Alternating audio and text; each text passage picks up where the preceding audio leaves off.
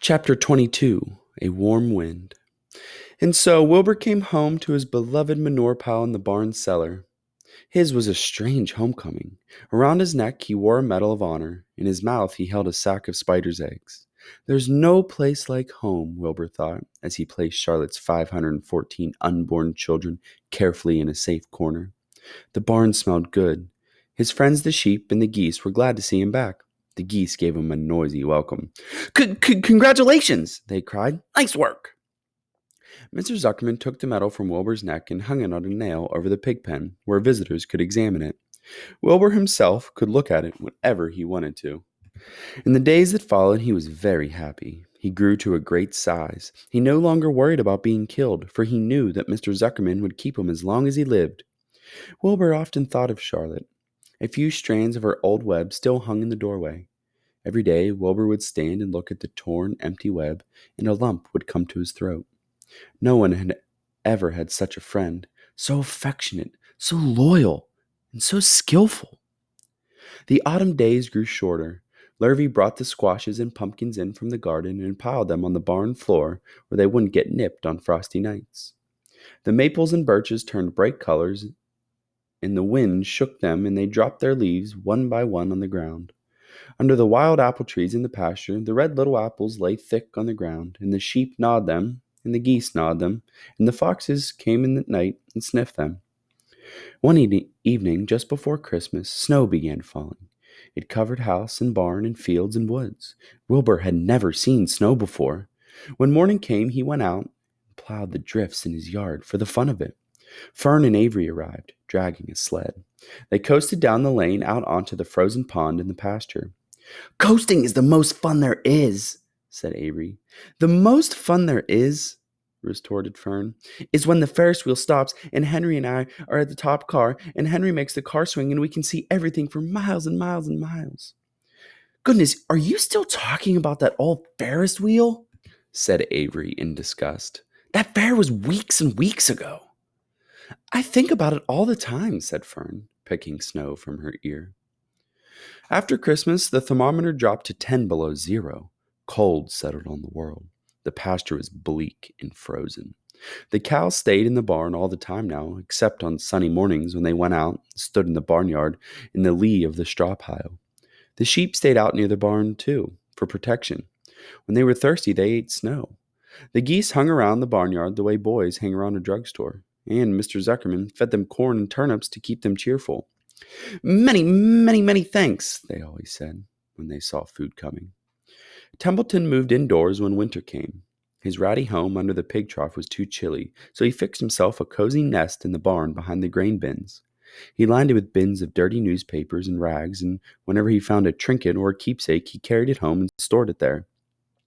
He continued to visit Wilbur 3 times a day, exactly at mealtime, and Wilbur kept the promise he had made. Wilbur let the rat eat first. Then, when Templeton couldn't hold another mouthful, Wilbur would eat. As a result of overeating, Templeton grew bigger and fatter than any rat you ever saw. He was gigantic. He was so big as a young woodchuck. The old sheep spoke to him about his size one day. You would live longer, said the old sheep, if you ate less. Who wants to live forever? Sneered the rat. I am naturally a heavy eater, and I get untold satisfaction from the pleasures of the feast.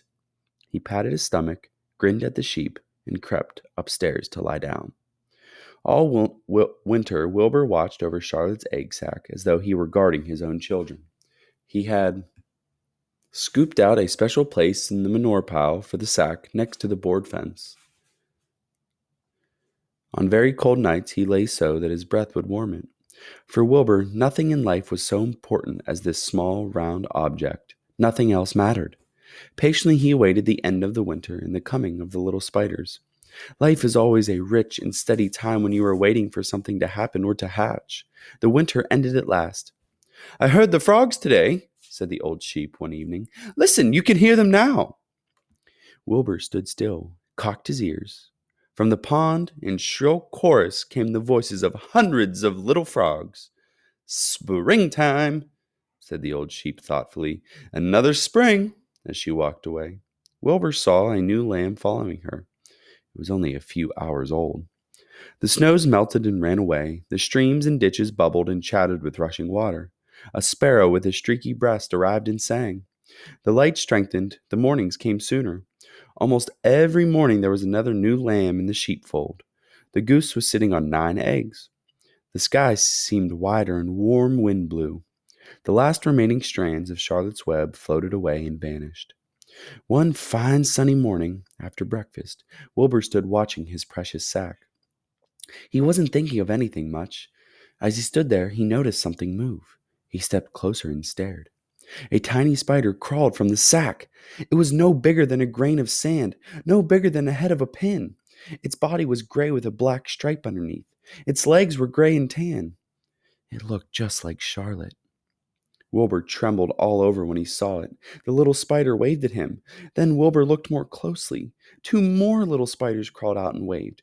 They climbed round and round on the sack, exploring their new world. Then 3 more little spiders. Then 8. Then 10. Charlotte's children were here at last. Wilbur's heart pounded. He began to squeal. Then he raced in circles, kicking manure into the air. Then he turned a backflip. Then he planted his front feet and came to a stop in front of Charlotte's children. "Hello there," he said. The first spider said hello, but its voice was so small Wilbur couldn't hear it. "I'm an old friend of your mother's," said Wilbur. "I'm glad to see you. Are you all right? Is everything all right?" The spiders waved their 4 legs at him. Wilbur could see by the way they acted that they were glad to see him. "Is there anything I can get you? Is there anything you need?" The young spiders just waved. For several days and several nights, they crawled here and there, up and down, around and about, waving at Wilbur, trailing tiny drag lines behind them, and exploring their home. There were dozens and dozens of them. Wilbur couldn't count them, but he knew that he had a great many new friends. They grew quite rapidly. Soon each was as big as a BB shot. They made tiny webs near their sack. Then came a quiet morning when Mr. Zuckerman opened a door on the north side. A warm draft was rising air blew softly through the barn cellar. The air smelled of the damp earth, of the spruce woods, of the sweet springtime. The baby spiders felt the warm updraft. One spider climbed to the top of the fence.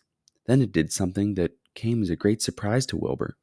The spider stood on its head, pointed its spinnerets in the air, and let loose a cloud of fine silk. The silk formed a balloon. As Wilbur watched, the spider let go of the fence and rose into the air. "Goodbye," it said, as it sailed through the doorway. "Wait a minute!" screamed Wilbur. "Where do you think you're going?" But the spider was already out of sight.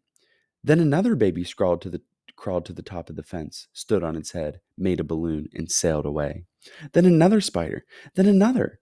The air was soon filled with tiny balloons, each balloon carrying a spider. Wilbur was frantic. Charlotte's babies were disappearing at a great rate. "Come back, children!" he cried. "Goodbye," they called. "Goodbye, goodbye." At last, one little spider took time enough to stop and talk to Wilbur before making its balloon. "We're leaving here on the warm updraft. This is our moment for setting forth. We are aeronauts, and we are going out into the world to make webs for ourselves." "But where?" asked Wilbur. "Wherever the wind takes us, high, low, near, far, east, west, north, south, we take to the breeze, we go as we please." "Are all of you going?" asked Wilbur. "You can't all go. I would be left alone with no friends. Your mother wouldn't want that to happen, I'm sure." The air was now so full of balloonists that the barn cellar looked almost as though a mist had gathered. Balloons by the dozen were rising, circling, and drifting away through the door, sailing off on the gentle wind. Cries of "Goodbye, goodbye, goodbye" came weakly to Wilbur's ears. He couldn't bear to watch any more. In sorrow, he sank to the ground and closed his eyes. This seemed like the end of the world, to be deserted by Charlotte's children. Wilbur cried himself to sleep. When he woke, it was late afternoon. He looked at the egg sack. It was empty. He looked into the air. The balloonists were gone. Then he walked drearily to the doorway where Charlotte's Web used to be.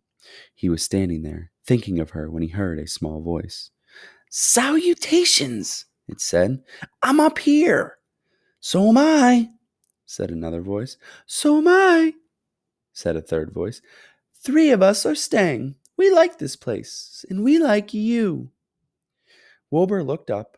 At the top of the doorway, 3 small webs were being constructed. On each web, working busily, was one of Charlotte's daughters. Can I take this to mean, asked Wilbur, that you have definitely decided to live here in the barn cellar and that I'm going to have 3 friends? You can indeed, said the spiders. What are your names, please? Asked Wilbur, trembling with joy. I'll tell you my name, replied the first little spider, if you tell me why you are trembling. I'm trembling with joy, said Wilbur. Then my name is Joy, said the first spider. What was my mother's middle initial? Asked the second spider. A, said Wilbur.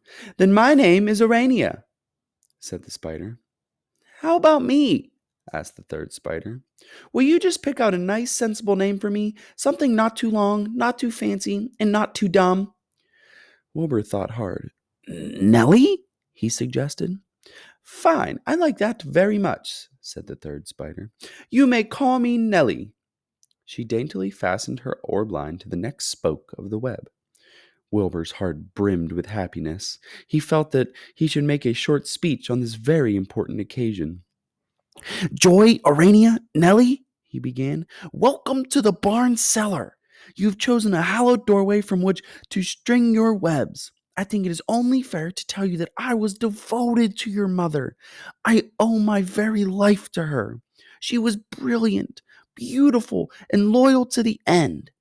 I shall always treasure her memory. To you, her daughters, I pledge my friendship forever and ever. I pledge mine, said Joy. I do too, said Urania. And so do I, said Nellie, who had just managed to catch a small gnat.